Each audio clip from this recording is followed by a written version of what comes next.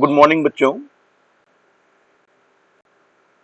बहुत बहुत स्वागत है सभी लोगों का माननीय मुख्यमंत्री जी की अभ्युदय योजना की जेई मैथमेटिक्स की क्लास में। बच्चों, लास्ट टाइम पर हम लोगों ने सीक्वेंसेड एंड सीरीज कंप्लीट कर लिया था और आज हम लोग अपना एक नया टॉपिक स्ट्रेट लाइंस स्टार्ट करने जा रहे हैं। Before starting the topic straight lines, हम लोग कुछ पुरानी चीजें जो है उसको रिकेपुलेट करेंगे कि हम लोगों ने क्लास 10th में जब कोऑर्डिनेट ज्योमेट्री आपके सिलेबस में आई थी तब आप लोगों ने क्या पढ़ा हुआ था, क्योंकि उसके एप्लीकेशंस जो हैं बच्चों वो बहुत आगे काम आने वाले हैं। तो फटाफट जो हम लोगों ने पढ़ा हुआ है अभी तक उसको जल्दी से उसका क्या करते हैं, रिकैप करते हैं और फिर अपने मेन टॉपिक स्ट्रेट लाइन पर हम लोग स्विच करेंगे। बच्चों, आज की कोटेशन से स्टार्ट कर रहे हैं। आज की कोटेशन ये है, winners are not those who never fail but those who never quit. मतलब बेटा ये है कि विनर वो नहीं है जो कभी फेल नहीं होते, बल्कि विनर वो हैं जो कभी भी हार नहीं मानते हैं। क्योंकि बेटा कभी ऐसा हो नहीं सकता कि हमेशा कोई व्यक्ति विनर ही हो।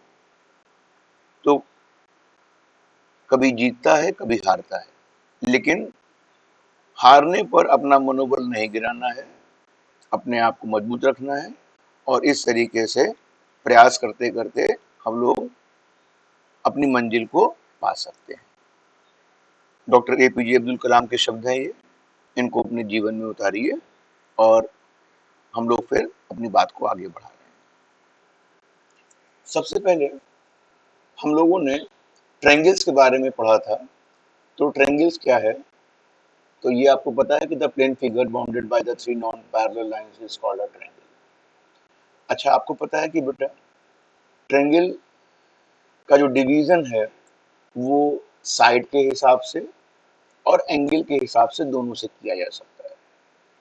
तो ट्रायंगल बेटा एक्यूट एंगल का कहलाता था। एक्यूट एंगल ट्रायंगल अगर उसका हर एक एंगल 90 डिग्री से कम हो, ये बात तो पता होगी।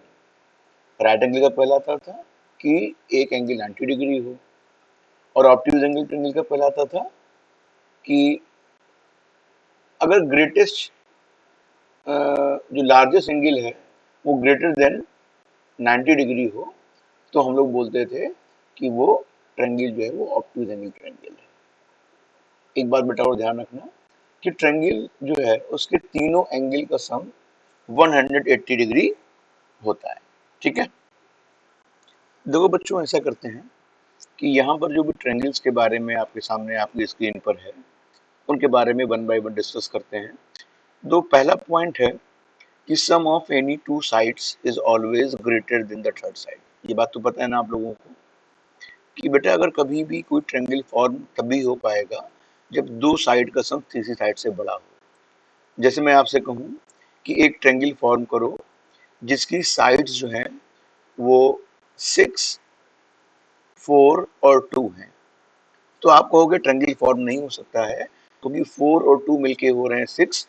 तो क्या हो जाएगा बेटा यहाँ पर कि जब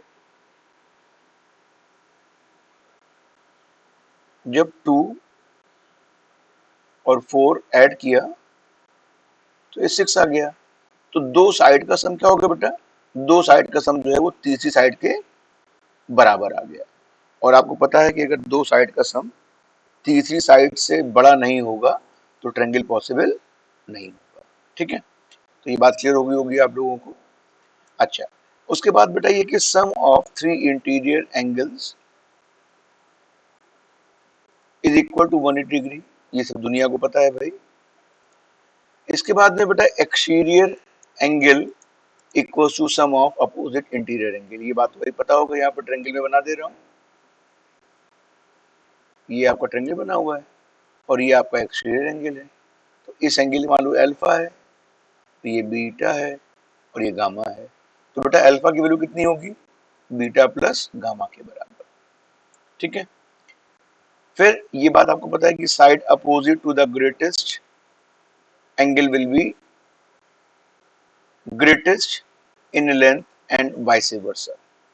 मतलब कहने का मीनिंग ये है कि ग्रेटेस्ट एंगल के अपोजिट साइड सबसे बड़ी होगी और जो सबसे छोटी एंगल होगी उसके सामने की साइड सबसे छोटी होगी।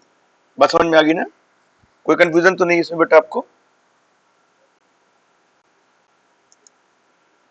बेटा नेक्स्ट ट्रायंगल से रिलेटेड प्रॉपर्टी ये है कि मान लीजिए एबीसी जो है वो किसी ट्रायंगल की साइड्स है और सी इज द लार्जेस्ट साइड। तो हमेशा ध्यान रखो बेटा, अगर लार्जेस्ट साइड का स्क्वायर अदर टू साइड के स्क्वायर के सम से छोटा होगा तो ट्रायंगल जो है वो एक्यूट एंगल ट्रायंगल होगा। अगर लार्जेस्ट साइड का स्क्वायर दो अदर साइड के स्क्वायर के सम के बराबर है तो ट्रायंगल राइट एंगल ट्रायंगल होगा। और बच्चों आपको पता है कि ये पाइथागोरस थ्योरम है। और अगर मान लीजिए लार्जेस्ट साइड का स्क्वायर अदर टू साइड के स्क्वायर के सम के से बड़ा है तो ट्रायंगल कैसा होगा बेटा? वो ऑब्ट्यूज एंगल ट्रायंगल होगा। ठीक है। तो जैसे मैं तुमसे कहूं कि भाई एक ट्रायंगल है जिसकी साइड्स जो है 4, 5 और 6 दी हुई है। आपसे पूछा जा रहा है कि ये ट्रायंगल किस तरीके का ट्रायंगल है, एक्यूट, ऑब्ट्यूज या राइट एंगल ट्रायंगल। तो आप देख रहे हो बेटा कि लार्जेस्ट साइड जो है बेटा वो हमारी 6 है। तो 6 का स्क्वायर कितना हो जाएगा? ये हो जाएगा 36 और 16 प्लस 25 ये कितना हो जाएगा बेटा? 41। तो आपने देखा कि जो लार्जेस्ट साइड का स्क्वायर है is less than square of sum of the square of the two other side. इसका मतलब ट्रायंगल बेटा कैसा हो गया? ये आपका एक्यूट एंगल ट्रायंगल हो गया। ठीक है। कोई दिक्कत तो नहीं इसमें बेटा आप लोगों को? बेटा हम लोग फिर बात करने जा रहे हैं, जैसा कि इन्होंने बताया था कि किसी भी ट्रायंगल की जो टाइप है वो दो चीजों पर डिपेंड करते हैं, या तो एंगल पर या उनकी साइड के हिसाब से हम लोग ट्रायंगल्स को डिस्क्राइब करते हैं। तो देखो बेटा दूसरा जो है ये भी आपको पता होगा, लेकिन मैं यहाँ पर एक क्विक रिव्यू दे रहा हूँ तो सारी चीज जल्दी जल्दी इस चीज को मैं आपको बता रहा हूँ। तो बेटा जो दूसरा साइड के हिसाब से ट्रायंगल्स डिवाइड हो रहे हैं तो उनमें से सबसे पहले है isosceles triangle, equilateral triangle, right angle triangle और एक यहाँ पर एक ट्रायंगल और भी मैं मेंशन कर दे रहा हूँ जिसका नाम है स्केलिन ट्रायंगल। मैं यहाँ पर मेंशन कर दे रहा हूँ स्केलिन ट्रायंगल। बेटा आइसोसेलेस क्या होते हैं? ऐसे ट्रायंगल जिनकी कोई दो साइड बराबर हो। ट्रायंगल बेटा इक्विलैटरल कब होंगे? ट्रायंगल की तीनों साइड बराबर हो। और राइट एंगल ट्रायंगल तो हम लोग पहले भी डिस्कस कर चुके हैं। और स्केलिन ट्रायंगल क्या होगा बेटा? जिसकी तीनों साइड में कोई भी साइड आपस में इक्वल ना हो। मतलब ए बी और सी है तो A is not equal to B is not equal to C. ठीक है ना? तो बच्चों हम लोग बात करने जा रहे हैं अबाउट दी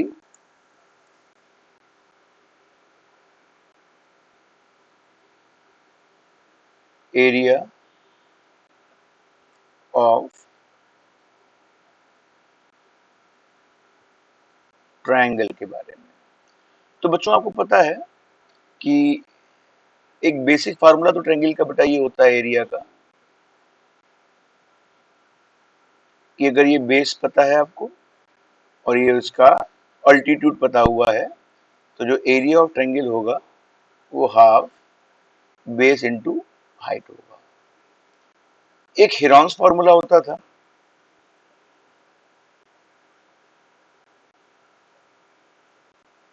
बेटा हेरॉन्स फार्मूला क्या होता था कि अगर सेमी पेरीमीटर जो है, पेरीमीटर का मतलब सारी साइड का सम ए plus B plus C upon 2, तो जो एरिया ऑफ ट्रायंगल होता था वो डिस्क्राइब किया जाता था under root S, S minus A, S minus B और एस माइनस सी से। ठीक है ना? तो ये ट्रायंगल के बारे में हो गया है बच्चों। अभी हम लोग जब कोऑर्डिनेट ज्योमेट्री पढ़ेंगे तो उसमें इस ट्रायंगल के एरिया को और ट्रायंगल की लेंथ, साइड, वर्टेक्स जो भी है इनको हम लोग कोऑर्डिनेट के टर्म में पढ़ेंगे। लेकिन फटाफट क्योंकि रिव्यू दे रहे थे तो जो हम लोगों ने कोऑर्डिनेट ज्योमेट्री का यूज होता है अक्सर देखा गया कि बच्चों को बेसिक चीजें जो है वो अक्सर कंफ्यूज हो जाते हैं, इसलिए यहाँ पर वन बाय वन हम लोग उसको डिस्कस कर रहे हैं। बेटा हम लोग बात करने आ रहे हैं अब अबाउट दी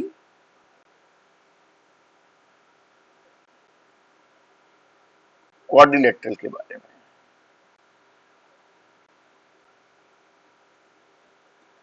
जैसे ट्रायंगल जो है वो थ्री साइडेड बाउंडेड फिगर है, in the same manner quadrilateral क्या है बेटा? क्वाड्रिलेटरल एक फोर साइडेड क्लोज्ड फिगर है। तो साइड के हिसाब से हम लोग क्या करते हैं, इसको डिस्क्राइब करते हैं कई सारे टाइप में। तो आइए वन बाय वन उसको पहले बोलते हैं और उनके बारे में हम लोग डिस्कशन करते हैं। ठीक है? तो सबसे पहले बेटा आता है आपका पैरेललोग्राम। पैरेललोग्राम की कहानी क्या है? तो इसमें आपको पता है कि पैरेललोग्राम जो होते हैं उनमें अपोजिट साइड जो है वो कैसी होती है? इक्वल और आपकी पैरेलल होती है। जैसे मैं आपसे कहूं ये क्वाड्रिलेटरल बना हुआ है, ये पेयर आपका पैरेलल है और आपस में इक्वल भी है, मतलब ये इसके इक्वल और ये इसके इक्वल। तो अक्सर बेटा इसमें कोऑर्डिनेट ज्योमेट्री में ज्योमेट्रिकल फिगर को प्रूव करने के लिए आता है कि ये फिगर पैरेललोग्राम है या रेक्टेंगल है या रोम्बस है वगैरह वगैरह।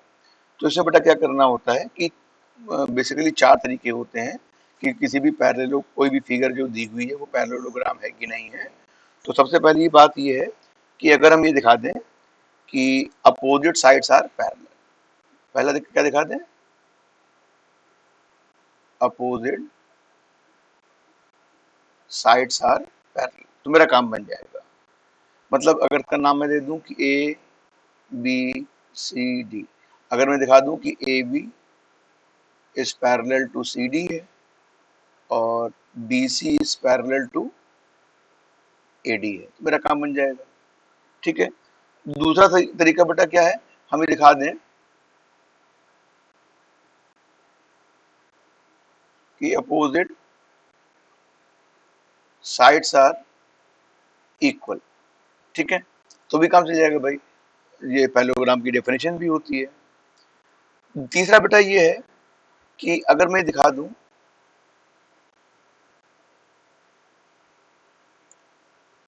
कि one opposite pair are equal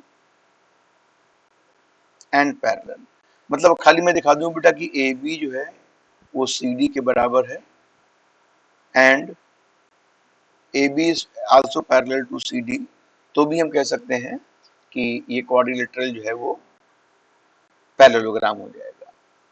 और बेटा अगर हम तीसरी बात चौथी बात ये दिखा दें कि डायगोनल्स जो है बेटा इसके,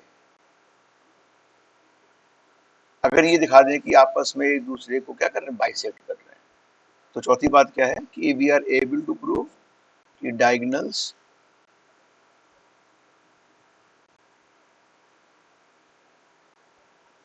बाइसेक्ट ईच अदर, तो मेरा काम अपने आप बन जाएगा। ठीक है? तो बेटा इसका फार्मूला क्या होता है एरिया का? तो आपको पता है कि पैरेललोग्राम का जो एरिया होता है, मैं यहाँ लिख दे रहा हूँ, एरिया ऑफ पैरेललोग्राम, अगर बेस पता है और डिस्टेंस बिटवीन पैरेलल साइड पता है तो a equal to B into H होता है। ठीक है? और मान लीजिए आपसे कह दिया जाए कि दोनों साइड के बीच की डिस्टेंस पता है, मतलब ए बी और सी डी के बीच की डिस्टेंस पता है और सी बी और ए डी के बीच की डिस्टेंस पता है, तो बेटा एरिया कितना हो जाएगा? हाँ, मैं एक फिगर बना दे रहा हूँ इससे थोड़ा सा।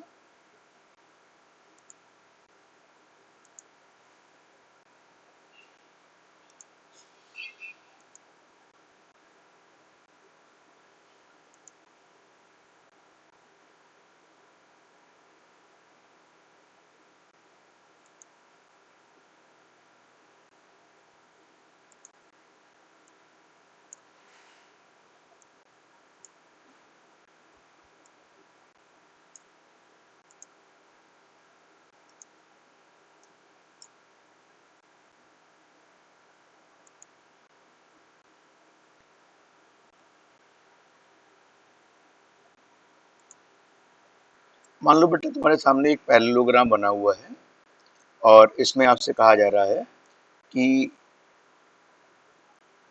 दोनों साइड के बीच की परपेंडिकुलर डिस्टेंसेस पता है P1 और P2, और एक एंगल हमें उनके बीच का ये थीटा पता है। ठीक है, तो सीधे इसका बेटा जो एरिया का फार्मूला हो जाएगा, तो area will be P1 into P2 upon sine theta हो जाएगा। ठीक है, इसे ध्यान रख कर लेना। बात समझ में आ गई? फिर हम लोग बात करने जा रहे हैं अबाउट दी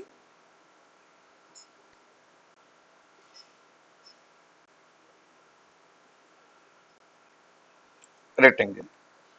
रेक्टेंगल बेटा पता है आपको कि it is a special kind of parallelogram जिसमें सारी साइड क्या होती हैं, वो इक्वल तो नहीं होती हैं, अपोजिट पेयर जो है वो इक्वल होता है, साथ ही साथ डायगोनल जो है बेटा इसके आपस में बराबर होते हैं और एक दूसरे को बाइसेक्ट भी करते हैं। ठीक है ना, तो हम ऐसे कह सकते हैं कि कैसा पैरेललोग्राम जिसके सारे एंगल्स आपस में इक्वल हो वो एक रेक्टेंगल बन जाएगा। तो देखो बेटा यहाँ पे ये कितना हो रहा है कि सारे एंगल 90 डिग्री के हो जाएंगे। ठीक है, और आपको बेटा पता है कि जितने भी डायगोनल से इसमें दो डायगोनल दिए हुए हैं, ये रेक्टेंगल को दो ट्रायंगल्स ऑफ इक्वल एरिया में डिवाइड करते हैं, मतलब इसका एरिया और इसका एरिया बराबर होगा। अगर हम इसके बारे में बात करें तो इसका एरिया और इसका एरिया आपस में बराबर होगा। एरिया का फार्मूला पता ही है, एल इंटू बी होता है। ठीक है, फिर हम लोग बात करने जा रहे हैं अबाउट दी रोम्बस। रोम्बस क्या है बेटा? रोम्बस आपको पता है कि रोम्बस एक ऐसी ज्योमेट्रिकल फिगर है जिसमें पैरेललोग्राम तो होता ही होता है और एक ऐसा पैरेललोग्राम हो जाता है जिसमें चारों साइडें क्या हो आपस में इक्वल हो जाए, तो ये कहलाता है आपका रोम्बस। तो ये रोम्बस आपके सामने बना हुआ है। इस रोम्बस में बेटा क्या होता है कि सबसे पहले बात समझ लो, ये बने आपके डायगोनल्स बने हुए हैं और डायगोनल्स एक दूसरे को बाइसेक्ट करते हैं, इक्वल इन लेंथ नहीं होते हैं, ध्यान रखना। ठीक है,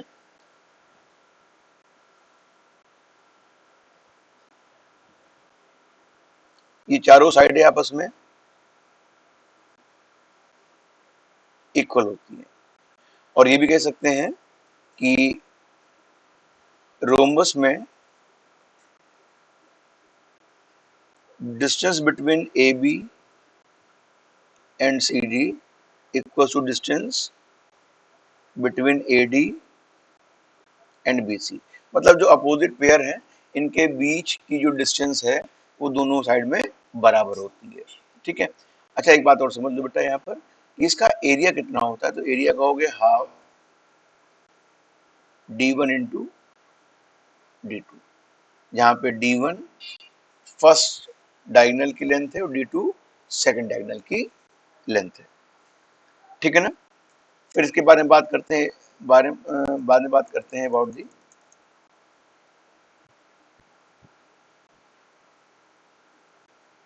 square.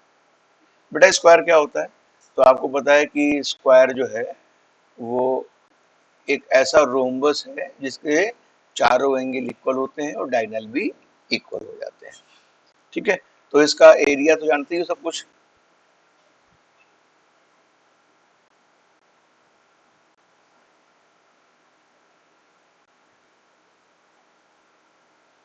A B C D है, मान लो साइड ए है और डायगोनल क्या है, ये डी है, तो एरिया कितना हो जाएगा, तो आप कहोगे ए square.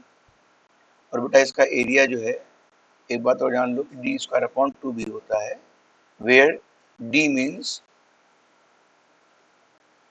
Diagonal of the parallelogram. ठीक है ना, बात समझ में आ रही नहीं आ रही, कोई इसमें कंफ्यूजन तो नहीं है। तो एक बात ध्यान रखना बेटा कि जितने भी स्क्वायर होते हैं, ठीक है, वो रेक्टेंगल हैं, बट सारे रेक्टेंगल स्क्वायर नहीं होते हैं। फिर बेटा बात करने जा रहे हैं अबाउट दी ट्रेपीजियम।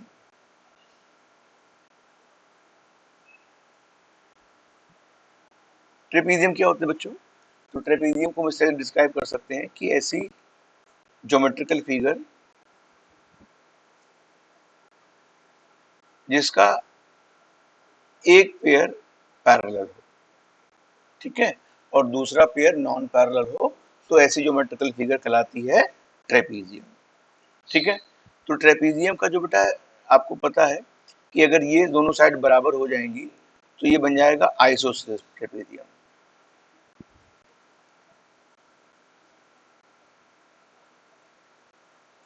ठीक है, और एक बात ध्यान रखो बेटा, इसका नाम मैं दे दे रहा हूँ ए बी सी डी दे दे रहा हूँ। तो अगर मैं आपसे कहूँ कि इसके बीच की डिस्टेंस डी है और ये लेंथ ए है और ये लेंथ बी है, तो ट्रेपीजियम का बेटा एरिया जो हो जाएगा वो half A plus B into D, मतलब sum of the parallel side into distance between them हो जाएगा। और अच्छा एक बात और सुन लो, जैसे मान लो बेटा ये जो एक मिडिल पार्ट है इसका, इन दोनों को ज्वाइन करने पर ये जो मीडियन मिल रही है इसकी लेंथ कितनी होगी, तो इसकी लेंथ बेटा ए प्लस बी अपॉन टू होगी, इसे ध्यान रख लेना, ये काम में आएगी। ठीक है,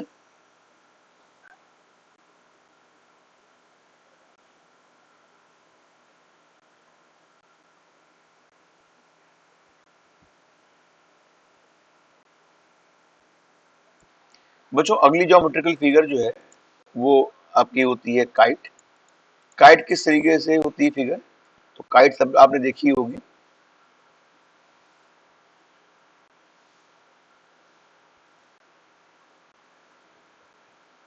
ये बेटा फिगर जो बनी है तुम्हारे सामने, ये कहलाती है आपकी काइट। तो ये ए बी सी और डी। एक बात ध्यान रखना कि इसमें जो काइट फिगर होती है इसमें डायगोनल एक दूसरे के परपेंडिकुलर होते हैं, माने ये देखो 90 डिग्री है, और एक जो ये वाला डायगोनल है बेटा ये, इसको बी डी जो बड़ा वाला डायगोनल है इसको बाइसेक्ट करता है, लेकिन ये बाइसेक्ट नहीं होता, ध्यान रखना बेटा, ये मतलब मैं तुमसे कह सकता हूँ कि B O is not equal to O D. ठीक है, अच्छा जरा एक बात और देखो कि इसमें जो ये ट्रेप काइट फिगर बनी हुई है, इसका ये साइड जो है और ये साइड ये बराबर होंगी, ये बराबर हो जाएंगे। ठीक है ना, बात समझ में आ गई। और एक बात ध्यान करो बेटा कि इसमें ये जो बड़ा वाला डायगोनल है इसको दो कॉन्ग्रुएंट ट्रायंगल में डिवाइड कर रहा है, मतलब ऐसे कह सकते हैं हम लोग कि triangle A B D is congruent to triangle C B D. ठीक है ना, पक्का। एक बात और ध्यान रखो कि बेटा ये ट्रायंगल और ये ट्रायंगल भी आपस में कॉन्ग्रुएंट है। इसके बाद में बात करने जा रहे हैं अपने अगले क्वाड्रिलेटरल के बारे में, जिसका नाम है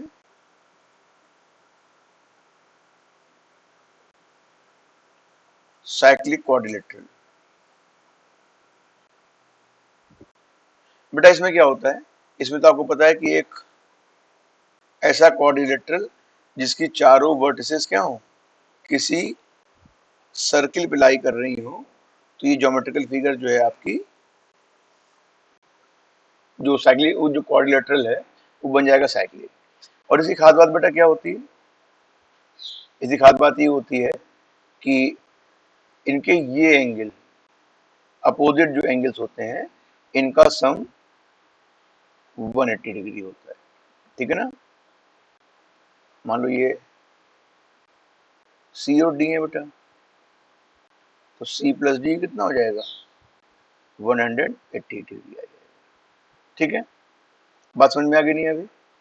अच्छा, तो बेटा एक बात और समझ लो कि इसमें एक और प्रॉपर्टी होती है, वो प्रॉपर्टी क्या कहती है कि sum of product of opposite sides are equal to the product of diagonals. मतलब क्या हो गया, कहने का मतलब ये हो गया कि जैसे मान लीजिए इसका नाम मैं दे दूं P, इसका नाम दे दूं Q, इसका नाम मैं दे दूं R, इसका नाम दे दूं S, और इसका जो डायगोनल है, ए डायगोनल तो बेटा तुम्हारा ये होगा जो मैं बना रहा हूँ ये ऐसे, और ए डायगोनल तुम्हारा ये हो गया, ये मान लो D2 है, ये D1 है, ये D2 है। तो ये क्या कहता है बेटा, ये कहता है कि PR प्लस क्यू एस, मैंने अपोजिट मानी, P के अपोजिट R है और S का अपोजिट Q है, तो P और R का मल्टीप्लिकेशन और S और Q का मल्टीप्लिकेशन जोड़ दो। मैंने गलत लिख दिया है, PR प्लस QS जो होगा वो D1 इंटू D2 के बराबर होगा, ठीक है। बात समझ में आ गई, कोई इसमें कंफ्यूजन तो नहीं है? तो चलो अब थोड़ा सा अपनी बात को फिर आगे बढ़ाने जा रहे हैं। चलो बेटा फटाफट कुछ और पॉइंट्स जो हम लोगों ने पढ़े हुए हैं उनको रिवाइज कर लें। सबसे पहला आपका है मीडियन एंड सेंट्रोइड। बेटा मीडियन और सेंट्रोइड जानते ही आप लोग, किसी भी ट्रायंगल में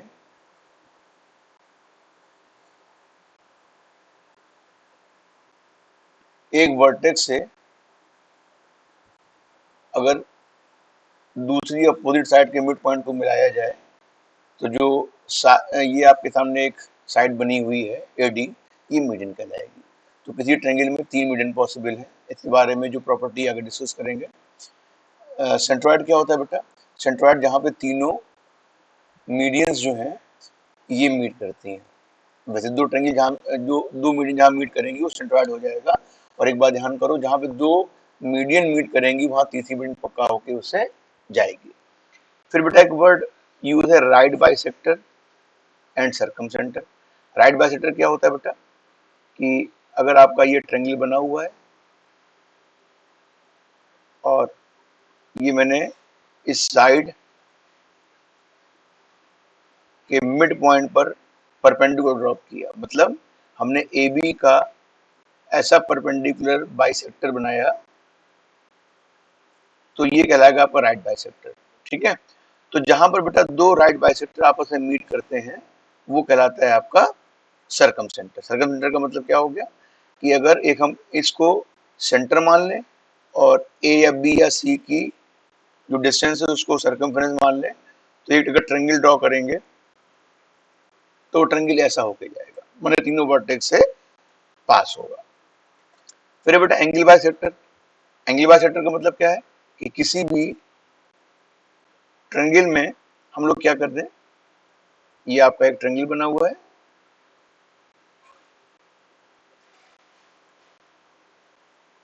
और किसकी इसके कोई भी दो एंगल के बाइसेक्टर्स जहां मीट करेंगे वो पॉइंट आपका कहला जाएगा इन सेंटर, ठीक है। एंगुलर बाइसेक्टर समझ ही रहे हैं आप लोग। फिर है altitude and ortho centre.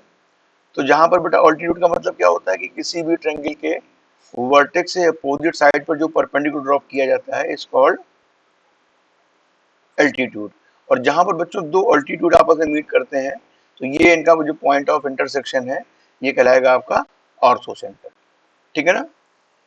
Congruent angle जानते हैं बेटा आप लोग कि कॉन्ग्रुएंट एंगल्स जो हर एक तरीके में आपस में दो फिगर बराबर हो तो फिगर कहलाती है कॉन्ग्रुएंट फिगर्स। तो दो ट्रायंगल जो हर एक व्यू में आपस में बराबर होंगे will said to be congruent angles. मतलब उनकी करस्पॉन्डिंग साइड बराबर होंगे, करस्पॉन्डिंग एंगल्स बराबर होंगे, एरिया बराबर होगा, लेंथ ऑफ करस्पॉन्डिंग मीडियन बराबर होंगी, करस्पॉन्डिंग ऑल्टीट्यूड्स बराबर होंगे, सब कुछ आपस में बराबर होते हैं। सिमिलर ट्रायंगल्स क्या होते हैं? सिमिलर ट्रायंगल उन ट्रायंगल्स को हम लोग कहेंगे कि जिनको एक ट्रायंगल जो है वो दूसरे की क्या हो जाए, फोटो कॉपी हो जाए। ठीक है, जैसे तुम्हारी फोटो है बेटा, तो तुम्हारी फोटो तुम्हारे फेस को ही तो रिप्रेजेंट करेगी, लेकिन तुम्हारी फोटो क्या तुम्हारी बराबर होगी क्या? नहीं, छोटी शायद भी हो जाती है। तो किसी भी फिगर को अगर हम लोग क्या करते हैं, उसको इंक्रीज कर दें या डिक्रीज कर दें एक सर्टेन रेशियो में, जो भी प्रोपोर्शन में हो, तो जो फिगर्स बनती हैं वो कहलाती हैं सिमिलर फिगर्स। तो ट्रायंगल्स जो है वो सिमिलर होने के लिए क्या है कि एक ट्रायंगल अगर उसको हम लोग क्या कर दें कि एक सर्टेन प्रोपोर्शन में डिग्रेड कर दें या इंक्रीज कर दें, तो जो भी जो भी ट्रायंगल बनेंगे वो एक दूसरे के सिमिलर हो जाएंगे। ठीक है ना बेटा, समझ में आ रही बात, नहीं आ रही है बेटा? फिर देखो, अगर मैं आपसे कहूं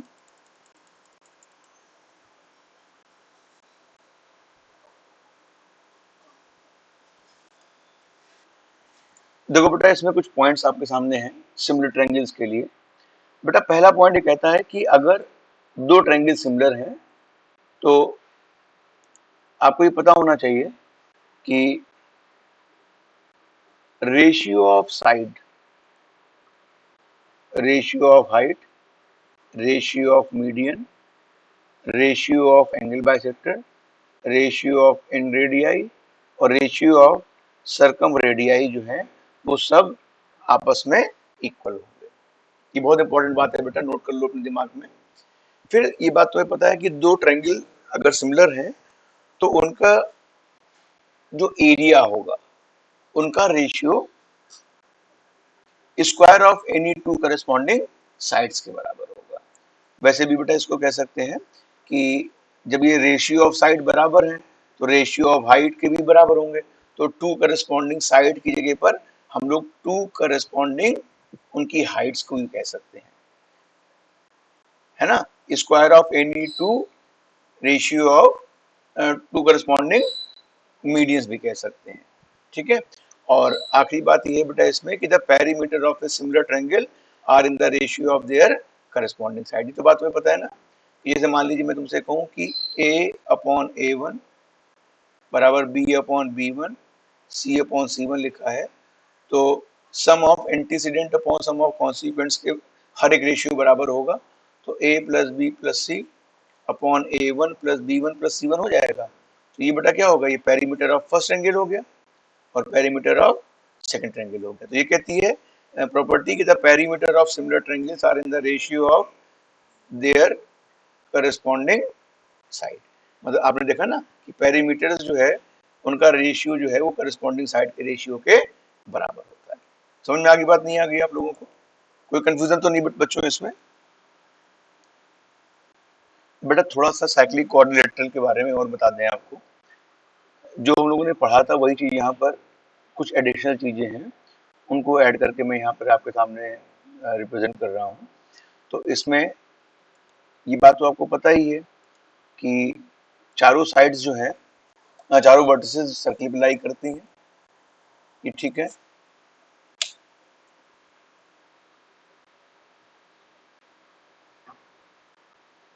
opposite angles are supplementary to each other, ये भी बात पता है तुम लोगों को। दूसरी बात बताइए कि अगर एनी साइड इज प्रोड्यूस्ड, ये बात उन्हें पढ़ी होगी।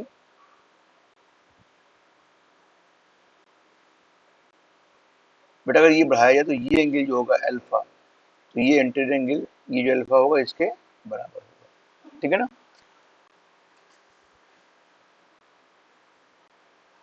फिर बेटा इसमें कहते हैं कि if one pair of opposite sides are equal, diagonals are equal. ठीक है ना, मतलब अगर कोई साइड इक्वलिटर बनाए और उसमें हम ये कह दें कि भाई वन पेयर जो है वो इक्वल हो जाएगा, तो वो उस कंडीशन में क्या बन जाएगा, ये एक रेक्टेंगल बन जाएगा, तो डायगोनल अपने आप इक्वल हो जाएंगे। ठीक है। अच्छा, उसके बाद बेटा एक प्रॉपर्टी और होती है the quadrilateral form by angle bisector of a cyclic quadrilateral is also cyclic. ये क्लास 10th में आप लोगों ने जब सर्किल चैप्टर पढ़ा होगा तो इसको प्रूफ भी देखा होगा, और ये बात मैं बता चुका हूँ पहले भी कि sum of product of opposite sides equal to product of diagonal. ये तो आपने जान ही लिया था कि अगर अपोजिट साइड में हमने बताया था पी क्यू आर एस लिखा है तो P R plus Q S D one into D two के बराबर होता है। और एरिया ऑफ साइक्लिक क्वाड्रिलेटरल का फार्मूला तुम्हारे सामने लिखा हुआ है, under root S S minus A S minus B S minus C S minus G, जहां पर एस जो है वो पेरीमीटर ऑफ द क्वाड्रिलेटरल है, A plus B plus C plus D by 2। ठीक है ना, कोई कंफ्यूजन तो नहीं बच्चों इसमें। अब हम लोग बात करने जा रहे हैं अबाउट दी सर्किल और उसके ऊपर बेस्ड प्रॉपर्टीज पर। बेटा कुछ चीजें यहाँ पे दी हुई हैं अबाउट द सर्किल। सर्किल जानते ही हैं आप लोग, फटाफट इन पॉइंट्स को जल्दी से पढ़ लेते हैं। ये हम लोगों ने क्लास 10 में पढ़ा हुआ है। Only one circle can pass through three given points. बात पक्का है, क्योंकि तीन नॉन कोलिनियर पॉइंट्स होते हैं तो उनमें से हमेशा एक सर्किल ड्रॉ किया सकता है। ठीक है, लेकिन शर्त ये है कि point should be non collinear. ठीक है। अच्छा, उसके बाद में है circle with the same centres और कॉन्सेंट्रिक सर्किल। ये बात तुम्हें समझ में आ गई भाई कि ऐसे सर्किल जिनकी सेंटर सेम हो क्या कहलाएंगे, कॉन्सेंट्रिक सर्किल कहलाएंगे। दूसरी बात है बेटा when two circle touch each other their centre and their point of contact are collinear. ये भी बात आपको क्लियर हो रही होगी। इसके बाद में है कि if two circle touch externally distance between centres equal to sum of radii. ये सिंपल सी बातें हैं जो हम लोग आगे करेंगे भी। यहाँ पे ये कहता है कि मिनट बेटा, तो वो ये कह रहा है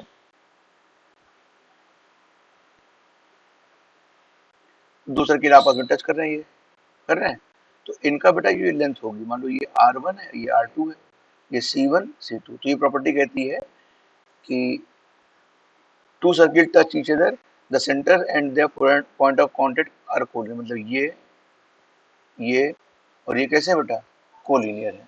ठीक है। और दूसरी बात ये है कि जब डी लिखा हुआ था, सर्किल ये दूसरे को बाहर से टच कर रहे हैं तो इनकी रेडियस का सम जो होगा वो किसके बराबर हो जाएगा, वो C1 C2 के बराबर हो जाएगा। ठीक है। फिर बेटा ये कहता है कि अगर दो सर्किल एक दूसरे को इंटरनली टच कर रहे हैं तो उस कंडीशन में क्या हो जाएगा,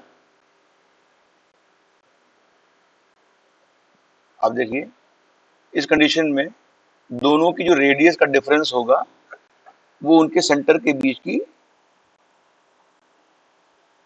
डिस्टेंस के बराबर होगा। ठीक है ना, तो इसका मतलब क्या हो गया कि C1 C2 जो है वो mod of R1 minus R2 के बराबर होगा। फिर बेटा angle in semi circle is right angle triangle. अच्छी बात पता है तुम लोगों को। फिर है angle subtended at the centre of the given circle equal to twice the angle extended at the subtended at the circum centre circumference. मतलब ये हो गया कि भाई अगर देखो ये तुम्हारा अल्फा है तो ये 2 अल्फा हो जाएगा। इतनी सी बात है। ठीक है, बात को फिर आगे बढ़ा रहे हैं। देखो बेटा फिर क्या कह रहा है, फिर ये कह रही है कि perpendicular from centre to a chord bisect the chord. ये थ्योरम आपने खूब अच्छे से पढ़ी हुई है। ये थ्योरम क्या कहती थी भाई, ये कहती थी कि ये सर्किल बना हुआ है और ये आपका क्या है, ये कॉर्ड है, तो अगर सेंटर से इस पे परपेंडिकुलर ड्रॉप किया जाए तो इसको दो इक्वल पार्ट डिवाइड कर देती है। इसका रेसिप्रोकल क्या था भाई, इसका रेसिप्रोकल ये था कि अगर मिड पॉइंट को सेंटर से मिलाया जाए तो ये इसके क्या होगी, परपेंडिकुलर होगी। फिर नेक्स्ट बेटा लिखा हुआ है बी में है कि equal chords of circle are equidistant from the centre. ये भी बात एकदम क्लियर है, ये सर्किल बना हुआ है, ये तुम्हारी इक्वल कॉर्ड्स है, तो ये क्या होती हैं, इक्वल कॉर्ड जो होती है डिस्टेंस सेंटर से बराबर होती है। इसका रेसिप्रोकल क्या होगा कि अगर दो कॉर्ड जो है वो सेंटर से इक्वी डिस्टेंट है तो वो आपस में इक्वल हो जाएंगी। फिर बेटा ये थ्योरम कहती है कि अगर मान लीजिए कि एक सर्किल बना हुआ है ऐसे, और दो कॉर्ड जो है वो इंटरनली या एक्सटर्नली आपस में टच कर रही है। मान लीजिए क्या है, ए बी सी और डी, ये पॉइंट पी पे कट कर रही है। तो बेटा इनका जो पार्ट बना हुआ है A P into P A into P B बराबर P C into P D हो जाएगा। ठीक है ना। मान लो एक्सटर्नली लाई कर रहे होते बेटा ये पॉइंट, इसको ऐसे मान लो इसी बढ़ा दे रही है, ये पॉइंट पी है, ये ए बी और सी और डी है, तो P A into P B बराबर P C into P D हो जाएगा। फिर टेंजेंट के बारे में बात करते हैं। Tangent perpendicular to the radius, ये बात जानती हो भाई, ये तुम्हारी टेंजेंट बनी हुई है और ये इसका परपेंडिकुलर है। ठीक है। फिर है the two tangents that can be drawn from an external points are equal. मतलब तो अगर कोई बाहरी पॉइंट है बेटा सर्किल के ऊपर, ये देखो सर्किल बाहर, तो इससे दो टेंजेंट ड्रॉ करी जाएंगी तो ये दोनों आपस में इक्वल होंगे, ये पढ़ चुके हैं हम लोग। फिर है अगर P A B is a secant, secant समझते हैं आप लोग। सेकंड का मतलब बेटा होता है कि ये एक तुम्हारी सेकंड, सेकंड का मतलब एक ऐसी कॉर्ड जो कि कॉर्ड ना बोल के ऐसे ऐसा लाइन सेगमेंट जो सर्किल को दो डिफरेंट पॉइंट पर कट करे। ठीक है, तो सेकंड हो गया। तो ये तुम्हारा क्या करेगा, अगर पी ए बी एक सेकंड है, पी ए बी, और पी से बेटा टेंजेंट होगा पी टी, तो पी टी स्क्वायर जो है वो P A into P B के बराबर होगा। ठीक है, बात समझ में आ गई। तो अब जो हम लोगों ने पढ़ा है बेटा, हम उस पर अब लोग कुछ क्वेश्चन डिस्कस करने जा रहे हैं कि आप लोगों ने क्या सीखा है। ठीक है, और जो मैं क्वेश्चन आपसे पूछूंगा you have to write the their answer in the comment box. ठीक है, चलो भाई, क्वेश्चन तुम्हारे सामने दिया हुआ है इसमें कि state the following statements as true और फॉल्स। पहला बेटा है कि a parallelogram is a square if all the sides of a parallelogram are equal. ठीक है, ये सही है, ये गलत है, बताओ ट्रू या फॉल्स। इसका आंसर आप लोग लिखिएगा। नेक्स्ट है the ratio of areas of two similar triangles are in the ratio of the square of the corresponding medians. ये बात मैं पहले बता चुका हूं, मैं इसका भी बेटा आंसर बता दे रहा हूं। पहला जो है ये ट्रू या फॉल्स में क्या होगा, देखो इसमें लिखा साइड्स अगर इक्वल हो जाती हैं तो बेटा पैरेललोग्राम एक रोम्बस भी बन सकता है ना, स्क्वायर नहीं बन सकता है। इसका मतलब क्या हो गया, पहला रिजल्ट जो है वो फॉल्स है। दूसरे पे आ जाओ, the ratio of areas of two similar triangles are in the ratio of the square of their corresponding medians. ये भी बेटा क्या है तुम्हारा, ये भी एकदम एकदम ट्रू है। Trapezium is cyclic if its non parallel sides are equal in length. इसमें दिमाग लगाओ कि क्या आंसर होगा इसका, फटाफट जो भी आंसर होगा उसको आपको अपने कमेंट बॉक्स में शेयर करना होगा। तो देखो इसमें क्या करना है, मैंने ये फिगर बना दी फटाफट तुम्हारे लिए। और ट्रेपीजियम बेटा अगर आपको पता है कि अगर ट्रेपीजियम ऐसा बना हुआ है,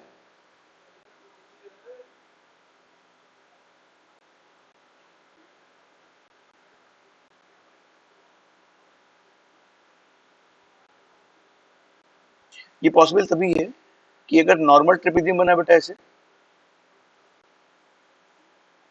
तो ये कंपलसरी नहीं कि इन दोनों का सम 180 हो। लेकिन हाँ, अगर मान लीजिए ये दोनों साइड बराबर हो जाए, यहाँ पे मैं ट्रेपीजियम बना दे रहा हूँ, ये और ये बराबर हो गए, तो ये अल्फा है, ये भी अल्फा है, बराबर हो गया। अब जरा देखो बेटा, तुम्हें पता है कि जब साइड पैरेलल होती हैं तो को इंटीरियर एंगल का सम कितना होता है, 180, मतलब ये कितना हो जाएगा 180 माइनस अल्फा। अब देखो ये 180 माइनस अल्फा, ये सामने अल्फा, तो क्या हो गया आपस में, ये इनका सब 180 हो गया। इसका मतलब ये क्या हो जाएगा, ये एक साइक्लिक कोऑर्डिनेटर बन जाएगा। ठीक है, तो trapezium is cyclic with non parallel side of are equal in length, तो ये क्या हो गया, ट्रू रिजल्ट हो गया। फिर if the length of the diagonal of rhombus are equal then rhombus is square, ये मैं ऑलरेडी बता चुका हूँ, ट्रू है ये।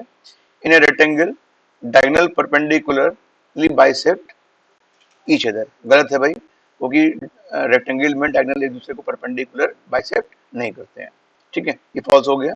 If the two sides of a cyclic coordinator are parallel then other two sides are equal in length.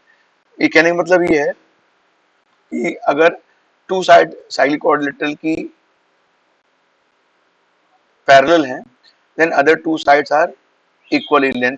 आप ये बात क्लियरली आपको यहाँ पे फिगर से क्लियर है, जो मैंने यहाँ फिगर बनी हुई है नीचे, इसमें आपको एग्जैक्टली दिखाई पड़ रहा है। तो ये रिजल्ट ट्रू हो गया। तो फाइनली हम लोगों ने ये क्वेश्चन देख लिया है कि किस तरीके से जो हम लोगों ने पढ़ा हुआ है उसका यहाँ पर एप्लीकेशन हो रहा है। तो बेटा हम लोग बात करने जा रहे हैं अपने, ये जो छोटा सा क्विक रिव्यू था, अब हम लोग बात करने जा रहे हैं about the main, our main topic straight line. तो इसमें सबसे पहले बेटा हम स्टार्ट करेंगे आपके लिए कि कार्टेशियन कोऑर्डिनेट सिस्टम क्या होता है। Cartesian coordinate system, Cartesian coordinate system क्या होता है बेटा इसमें? तो आप जान लीजिए कि कार्टेशियन कोऑर्डिनेट सिस्टम में हम लोग क्या करते हैं कि दो परपेंडिकुलर लाइंस होती हैं जो प्लेन को चार इक्वल पार्ट में डिवाइड करती हैं। ये आपकी एक्स एक्सिस, ये Y axis, this is first quadrant, second quadrant, third quadrant और फोर्थ क्वाड्रेंट। किसी भी पॉइंट के कोऑर्डिनेट को एक्स कॉमा वाई के फॉर्म में लिखते हैं।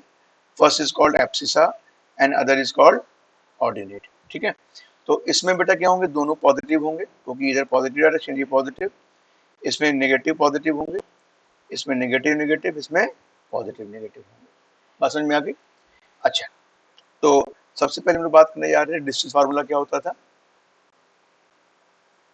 डिस्टेंस फार्मूला आपने पढ़ा था कि अगर दो पॉइंट दिए हैं बेटा, एक है x1 y1 और दूसरा है x2 y2, तो डिस्टेंस फार्मूला ये कहता था कि under root x2 minus x1 whole square और y2 minus y1 whole square. ठीक है, इसी तरीके से अगर मैं तुमसे कहूं, इसी पर बेस्ड कुछ प्रॉब्लम मैं बोलूं कि अगर मैं आपसे कहूं कि एक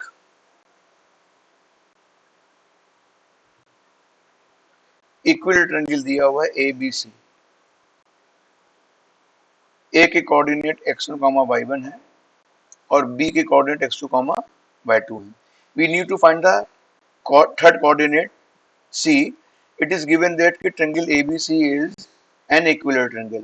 तो बेटा ध्यान रखना कि इसको निकालने के लिए हम लोग डिस्टेंस फार्मूला यूज करके लंबी लंबी हाई करके हम लोग फाइंड आउट कर सकते हैं, लेकिन अगर एक फार्मूला मैं बता दे रहा हूँ उसको याद कर लीजिए तो ये आपके लिए थोड़ा आसान हो जाएगा।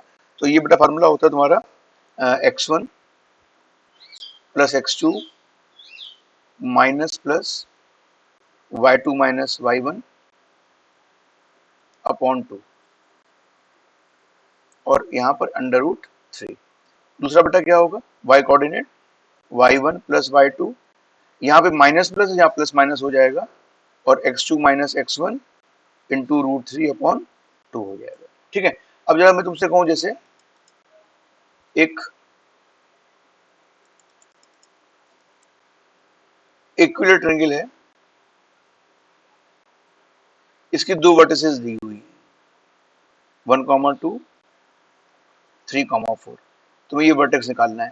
तो देखो बेटा अगर दो वर्टेक्स दी हुई है तो ये दो पॉसिबिलिटी है, एक साइड सी ऊपर हो सकती है या एक साइड सी जो है वो नीचे हो सकती है।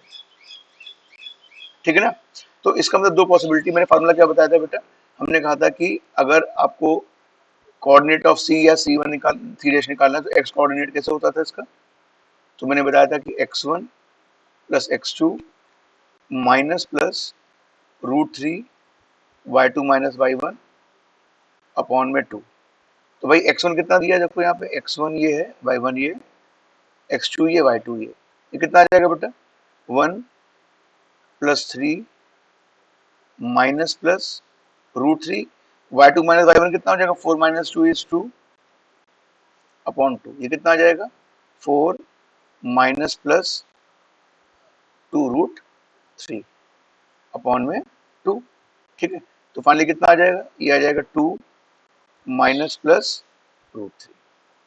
ठीक है, इसी तरीके से बेटा y कोऑर्डिनेट भी आप लोग इजीली फाइंड आउट कर सकते हैं। ठीक है ना, समझ में आ गई बात ये? बेटा एक क्वेश्चन आपके सामने दिया हुआ है, फटाफट इस क्वेश्चन को जरा देखते हैं हम लोग। ये क्वेश्चन क्या कह रहा है, ये क्वेश्चन कह रहा है कि भाई द ट्रायंगल विद वर्टिसेस दी हुई हैं और एक कॉलम में, दूसरे कॉलम में इसके बारे में लिखा है कि equilateral isosceles right angle origin. तो इसमें सिंपली आपको करना है कि साइड जो ट्रायंगल्स दिए हुए हैं ये एक्चुअल में आपसे साइड के हिसाब से डिस्क्राइब किए जा रहे हैं। तो फटाफट क्या करेंगे, प्रॉब्लम में ए बी, बी सी और ए सी निकालिए और उसके बाद डिसाइड करिए। एक मैं ए पार्ट करके दिखा रहा हूँ। बेटा ए पार्ट में क्या है, अगर मैं आपसे पूछूं what is the length of A B, तो आप कहोगे अंडर रूट 7 - 4 दिस इज 3, 9 हो जाएगा। 10 में से 5 गया 5, 25 हो जाएगा। ये आपका कितना हो जाएगा 34। बीसी कितना हो जाएगा बेटा, बीसी जो होगा वो 4 में से 10 गया 6, 36 हो गया। 5 में से 15 गया 10, 100 हो गया। Under root 136। और सी ए कितना हो जाएगा, सी ए जो है वो अंडर रूट 10 - 7 दैट इज 3, 9 हो गया। 15 में 10 5, 25 हो गया, रूट 34। तो आपने क्या ऑब्जर्व किया, आपने ऑब्जर्व किया कि इसमें ये बेटा दो साइड जो है वो आपस में इक्वल आ रही हैं। तो इसका मतलब फर्स्ट जो है वो कैसा ट्रायंगल हो जाएगा बेटा, ये हो जाएगा आपका आइसोसेलेस ट्रायंगल हो जाएगा। तो हम लोग क्या कर रहे हैं यहाँ पे, इसको आइसोसेलेस ट्रायंगल से मैच कर दे रहे हैं। तो ठीक इसी तरीके से बाकी तीनों पार्ट आप लोग कर लीजिएगा, you will get the answer. ठीक है बेटा, हम लोग बात करने जा रहे हैं अबाउट दी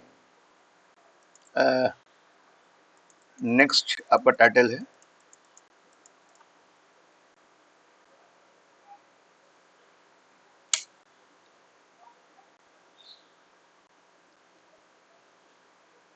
सेक्शन फार्मूला।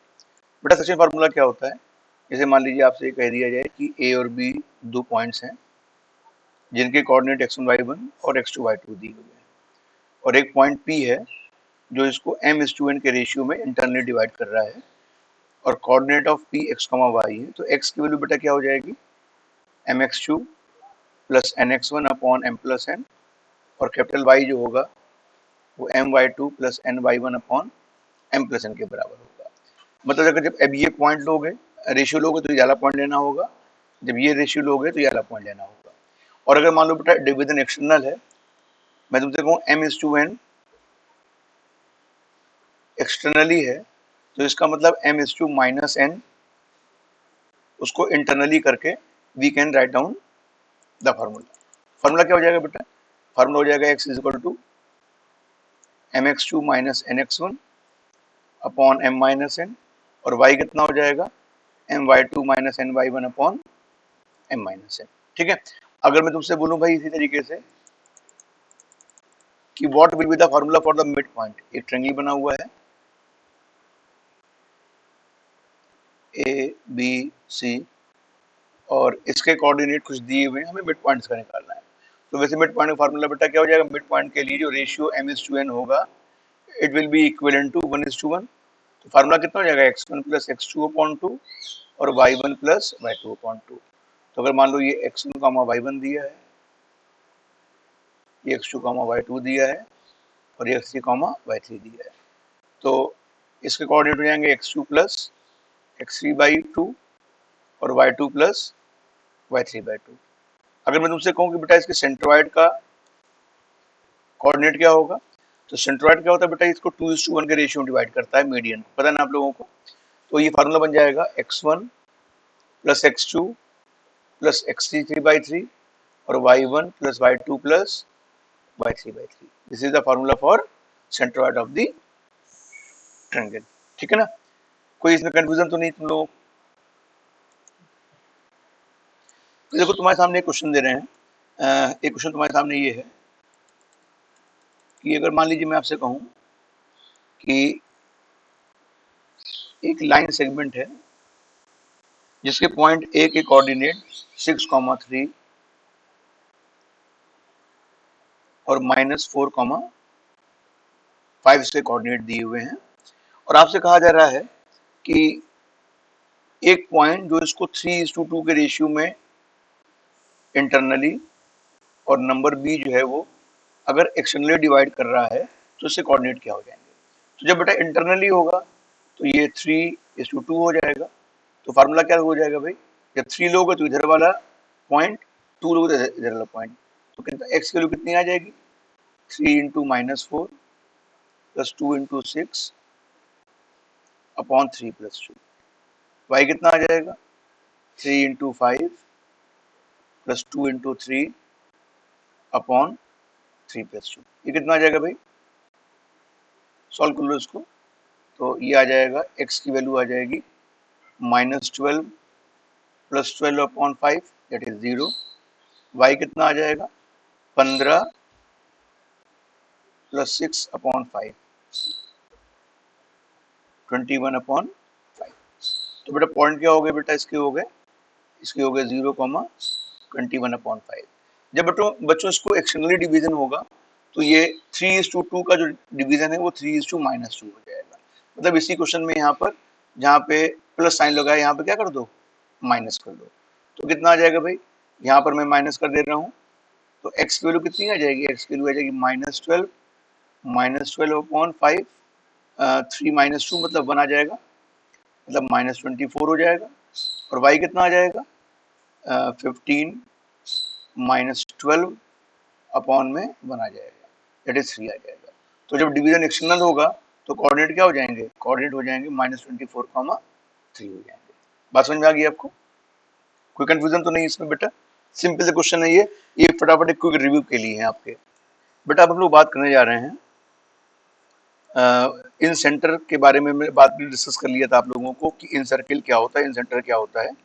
तो now we are going to discuss the formula for in centre of a circle.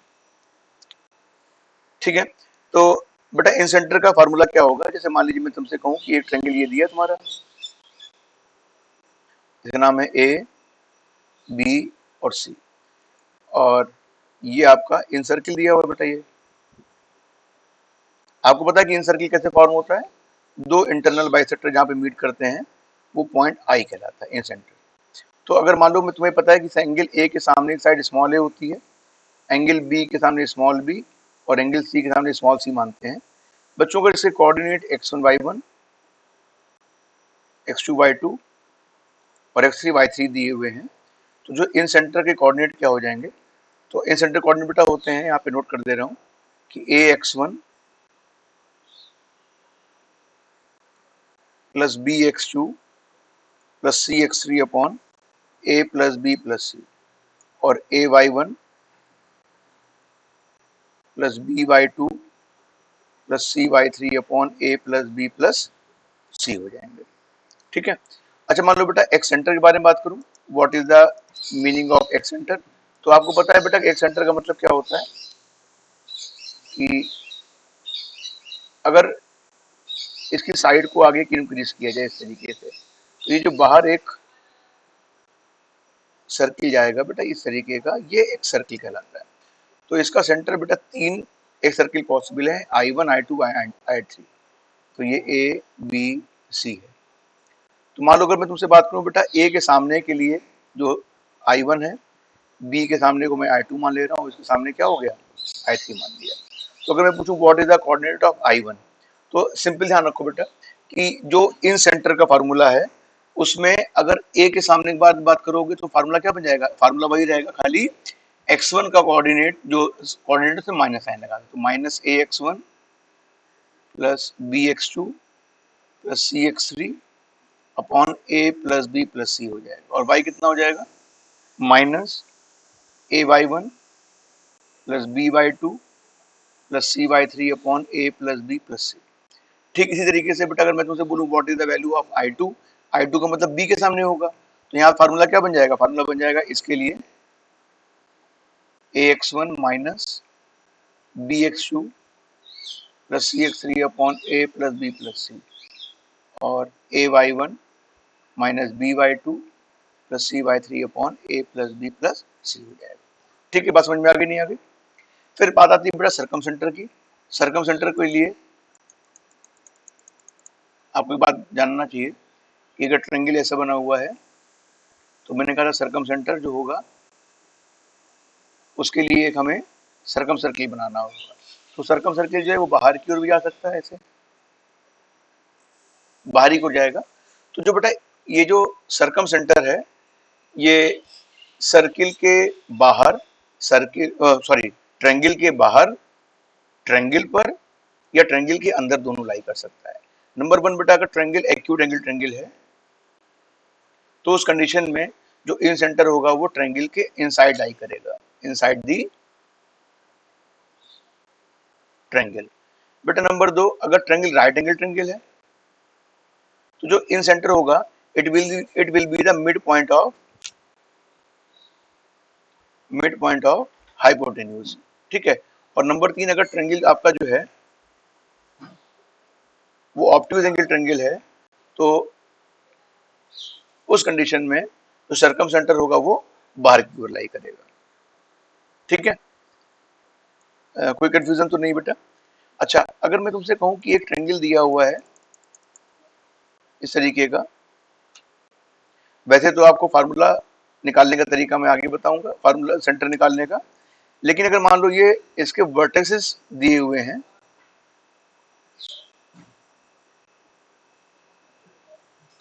और ये एंगल ए बी सी दिए हुए हैं, तो उस कंडीशन में जो सर्कम सेंटर का फार्मूला होगा वो होगा x1 sine 2a plus x2 sine 2b plus x3 sine 2c upon में sine 2a plus sine 2b plus sine 2c। आप इसको बेटा याद करने के तरीके से इसको आप इन सेंटर के फार्मूले से याद कर सकते हैं। यहाँ पर बेटा a होता था तो यहाँ पे साइन 2a आ जाएगा। ठीक है ना। फिर y1 बेटा मतलब y कोऑर्डिनेट कितना हो जाएगा, तो y1 sine 2a plus y2 sine 2b plus y3 sine 2c upon sine 2a plus sine 2b plus sine 2c। There are so many ways by which we can you get the coordinate of the circum centre. तो इसके लिए बेटा आगे भी जो tricks हैं वो हम डिस्कस करेंगे। अभी मैंने यहाँ पे सिंपली आपको फार्मूले के बारे में बता दिया। फिर बेटा अब बात आती है आर्थो सेंटर के बारे में। आर्थो सेंटर बेटा क्या आपको तो पता ही है कि मान ने बताया था कि आर्थो सेंटर का मतलब ये है कि अगर इससे परपेंडिकुलर ड्रॉप किया जाए तो जहां पर ये दो परपेंडिकुलर मीट करेंगे वो आपका कहलाएगा ऑर्थो सेंटर। ठीक है। और ऑर्थो सेंटर के लिए मैंने कहा था अगर फार्मूला निकालना हो, ये ए बी सी दिए हुए हैं, तो वैसे तो बेटा आगे स्ट्रेट लाइन में पढ़ोगे पढ़ोगे कि ये दो परपेंडिकुलर लाइंस हैं, इनका जहां पर दोनों का इंटरसेक्शन होगा पॉइंट, वही तुम्हारा ऑर्थो सेंटर हो जाएगा। लेकिन अगर मान लो ये यहाँ पर एंगल दिए हुए हैं ए बी और सी, तो ऑर्थो सेंटर का बेटा फार्मूला क्या बन जाएगा, तो आप कहोगे यहाँ पर x1 tan a plus x2 tan b x3 tan c upon tan a plus tan b plus tan c। याद हो गया ना। सिंपल बेटा वहां पे क्या था, जैसे इन सेंटर में ए बी सी लेते थे, सर्कम सेंटर में sine 2a sine 2b sine 2c लेते थे, तो ऑर्थो सेंटर बेटा क्या ले रहे हैं हम लोग, ऑर्थो सेंटर में tan a tan b tan c लिए। तो y कोऑर्डिनेट कितना हो जाएगा बेटा, y1 tan a y2 tan b और y3 tan c अपॉन में tan a plus tan b plus tan c। ठीक है। कोई दिक्कत तो नहीं बेटा। एक बात और ध्यान कर लेना, कुछ नोट लिखे दे रहे हैं, इंपॉर्टेंट नोट है बेटा। नोट ये है कि किसी भी ट्रायंगल में जो ऑर्थो सेंटर होता है, सर्कम सेंटर होता है और सेंट्रॉइड होते हैं, ये तीनों ही क्या होते हैं, वो कोलिनियर होते हैं। ठीक है ना।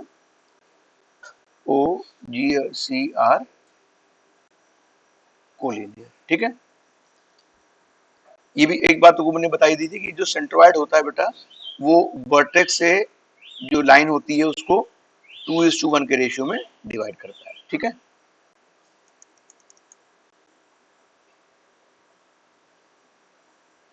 और बेटा तीसरी बात है कि अगर ट्रायंगल इक्विलेटरल है तो इक्विलेटरल ट्रायंगल में circum centre ortho centre, centroid और इन सेंटर, तीनों ही एक पॉइंट पर कॉन्साइड कर जाते हैं, मतलब तीनों की पॉइंट मिल जाते हैं। ठीक है,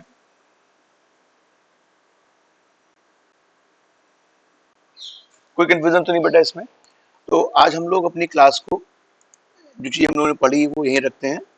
नेक्स्ट चैप्टर बेटा हम लोग इसके आगे पढ़ेंगे, जिसमें एरिया ऑफ ट्रायंगल के बारे में बात करेंगे, और उसके बाद में हम लोग अपना जो बेसिक कंसेप्ट है, straight line, equation of straight line, slope, और उस पर बेस्ड प्रॉब्लम्स जो हैं, जो कि आईआईटी एग्जामिनेशन के लिए इंपॉर्टेंट हैं, उनको डिस्कस करेंगे।